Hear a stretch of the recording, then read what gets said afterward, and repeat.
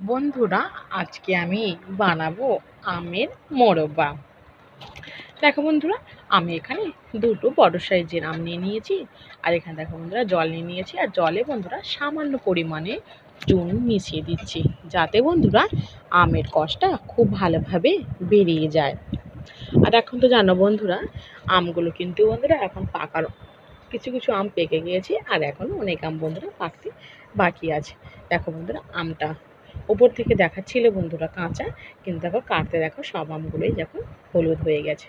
আর এই রকম আমে আর এরকম শাঁসযুক্ত, দেখো বন্ধুরা কতটা পুরো আম শাঁসগুলো, এইরকম আমে কিন্তু বন্ধুরা মোরব্বা বানালে মানে তার যে খেতে যতটা না ভালো লাগবে, এমনি যাদের বন্ধুরা শাঁসটা একটু পাতলা বা কম, সেসব আমের তুলনায় এই আম কিন্তু খেতে বন্ধুরা খুব সুন্দর লাগবে।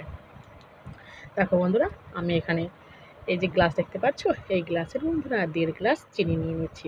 তো বন্ধুরা, আমটা প্রথমে তোমরা খেয়ে দেখবে, খেয়ে দেখার পরে তারপরে কিন্তু বন্ধুরা চিনির পরিমাণটা তোমরা তোমাদের মতন করে দিও। আমার এখানে আমটা যেহেতু বন্ধুরা পাকা রং ধরে গেছে, সেহেতু বন্ধুরা খুব বেশি টক নেই, সেই জন্য আমি এখানে এই গ্লাসের 1.5 গ্লাস মতো মানে চিনি দিলাম। এই জল থেকে বন্ধুরা বেশিক্ষণ জলে রাখলে হবে না, খুব তাড়াতাড়ি জল থেকে বন্ধুরা তুলে নিতে হবে। তুলে কিন্তু বন্ধুরা জলটা ছাড়িয়ে নিতে হবে, দেখতে হবে আমের গায়ে যাতে বেশি পরিমাণে জল না থাকে। আর ওদিকে দেখো চিনিটা আমি বসিয়ে দিয়েছি কড়াইতে। দেখো চিনিটা আস্তে আস্তে করে গুলতে শুরু করে দিয়েছে। দেখো বন্ধুরা, চিনিটা কত সুন্দর গলে গেছে আস্তে আস্তে করে। আর চিনিটা কালারটা দেখেছো বন্ধুরা, কত সুন্দর একটা কালার এসে গেছে। দেখো দেখো বন্ধুরা, দেখেছো? এইভাবে আস্তে আস্তে করে নাড়তে নাড়তে সব চিনিটাই কিন্তু আমার বন্ধুরা একদম একদম নরম হয়ে কিন্তু বন্ধুরা গলে যাবে সব চিনি। আর চিনির ভেতরে কিন্তু বন্ধুরা কোনো প্রকার দানা দানা ভাব থাকবে না। দেখো আমার চিনিটা কিন্তু বন্ধুরা সব কিন্তু গলে গেছে, মাঝে মধ্যে একটু এখনো শক্ত ভাব রয়েছে। দেখেছো বন্ধুরা? দেখো কত সুন্দর। এইভাবে ফুটতে ফুটতে যখন দেখবে রসটা একটু দেখবে বন্ধুরা রসটা একদম গাঢ় হয়ে গেছে, এবার হাতে একটু লাগিয়ে দিয়ে ধরে দেখবে যাতে একটু চিট ভাব এসে গেছে কিনা। আর চিট ভাব এসে যাওয়া মানে তাহলে বুঝতে হবে রসটা কিন্তু বন্ধুরা খুব ভালোভাবে আমাদের তৈরি হয়ে গেছে। এবার এই আমগুলোকে রসের মধ্যে, চিনির রসের মধ্যে বন্ধুরা দিয়ে দিতে হবে। দেখো আমটার কালার দেখেছো বন্ধুরা, দেখো কত সুন্দর। দেখো এইভাবে বেশ কিছুক্ষণ বন্ধুরা এইভাবে পুরো রসের মধ্যে আমটাকে ফুটিয়ে নিলে, দেখো বন্ধুরা এইভাবে কিন্তু ভালোভাবে কিন্তু একটু নাড়াচাড়া করতে হবে। আর এই সময় কিন্তু বন্ধুরা গ্যাস কিংবা উনুনের তাপ কিন্তু একদম কমালে চলবে না, কারণ এটা যদি আমরা কমিয়ে যদি খুব ভালো করে ফোটাতে যাই, তখন কিন্তু বন্ধুরা অনেকটা পরিমাণে জল বেরিয়ে আসবে। আর তখন কিন্তু বন্ধুরা আমটা গলে যাওয়ার সম্ভাবনা বেশি থেকে যায়।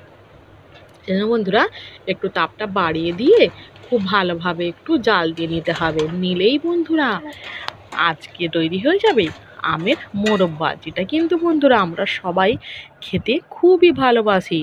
আর বিশেষ করে বাচ্চাদের যদি বন্ধুরা এর একটা দেওয়া যায়, তাহলে কিন্তু বন্ধুরা একটার জায়গায় তারা কিন্তু বন্ধুরা 5টা খেতেও ভুলবে না।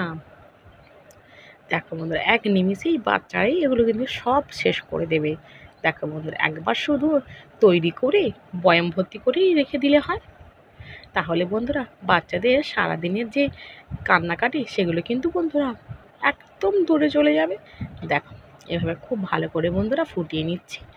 দেখো তাহলে আমার আমটাও বন্ধুরা পুরোপুরিভাবে কিন্তু সেদ্ধ করতে হবে।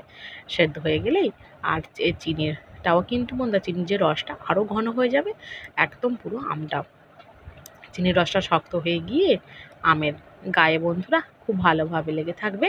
আর এটা খেতেও কিন্তু বন্ধুরা খুব টেস্টফুল হবে। দেখো বন্ধুরা এইভাবে একটু নাড়াচাড়া করে নিচ্ছি। দেখো আস্তে আস্তে করে চিনির যে রসটা কিন্তু অনেকটা পরিমাণে আমার শুকনো হয়ে এসেছে। দেখো বন্ধুরা, দেখেছো কত সুন্দর। দেখো আমটা কিন্তু বন্ধুরা আমার পুরোপুরিভাবেই দেখো একদম সেদ্ধ হয়ে গেছে। দেখেছো তোমরা দেখেও বুঝতে পারছো। দেখো দেখো আমটা কিন্তু বন্ধুরা পুরোপুরিভাবেই সেদ্ধ হয়ে গেছে, কারণ বন্ধুরা আমটা ভালোভাবে সেদ্ধ না হলে তাহলে কিন্তু বন্ধুরা আমের ভেতরে চিনির রসটা খুব ভালোভাবে যাবে না। দেখো এবার আস্তে আস্তে করে নাড়তে নাড়তে পুরো চিনির রসটা কিন্তু বন্ধুরা একদম শুকনো হয়ে যাবে। দেখো আর হয়ে গেলেই পারফেক্টভাবে আমার আজকে আমের মোরব্বা তৈরি হয়ে যাবে। বন্ধুরা এরকমই শাঁসযুক্ত আম নিলেই কিন্তু মোরব্বাটা খুব সুন্দরভাবে তৈরি হয়, খুব সুন্দর। বন্ধুরা দেখো, দেখেছো বন্ধুরা? দেখো কত সুন্দর একটা গন্ধ বেরিয়েছে। দেখো এবার আমি আস্তে আস্তে করে দেখো অনেকটা পরিমাণে আমার কিন্তু বন্ধুরা শুকনো হয়ে গেছে। দেখেছো বন্ধুরা? এই সময় কিন্তু বন্ধুরা ঘন ঘন একটু নাড়াচাড়া করতে হবে, তাহলে কিন্তু বন্ধুরা চিনির রসটা কড়াইয়ের গায়ে লেগে যাওয়ার সম্ভাবনা কম থাকে। দেখো এবার আমি দেখো বন্ধুরা ঠান্ডা করে নিয়েছি। দেখো ঠান্ডা করতে দেখো একদম গোটা গোটা আম। দেখো একটাও আম কিন্তু বন্ধুরা আমার এখানে ভেঙে যায়নি। দেখো একদম ঠান্ডা করে নিয়েছি, নিতে পরে ওই রসটা কিন্তু আমের গায়ে একদম শুকনো হয়ে গেছে। দেখো একদম একটা একটা করে দেখো আম আমার একদম গোটা গোটা। দেখো বন্ধুরা, দেখেছ কত সুন্দর? দেখো বন্ধুরা এইভাবে তোমরাও বাড়িতে খুব সহজেই একটু শাঁসযুক্ত আম নিয়ে একবার বন্ধুরা মোরব্বা তৈরি করে দেখো। তাহলে দেখবে বন্ধুরা এই মোরব্বা গরম ভাতের সঙ্গে কিংবা রুটি কিংবা এমনি সাধারণত খালি মুখেও অসাধারণ খেতে লাগবে। আর বন্ধুরা একবার যদি বানিয়ে বাড়িতে রাখা যায় তাহলে কিন্তু বন্ধুরা বাচ্চারা এক নিমিষেই এটা শেষ করে ফেলবে।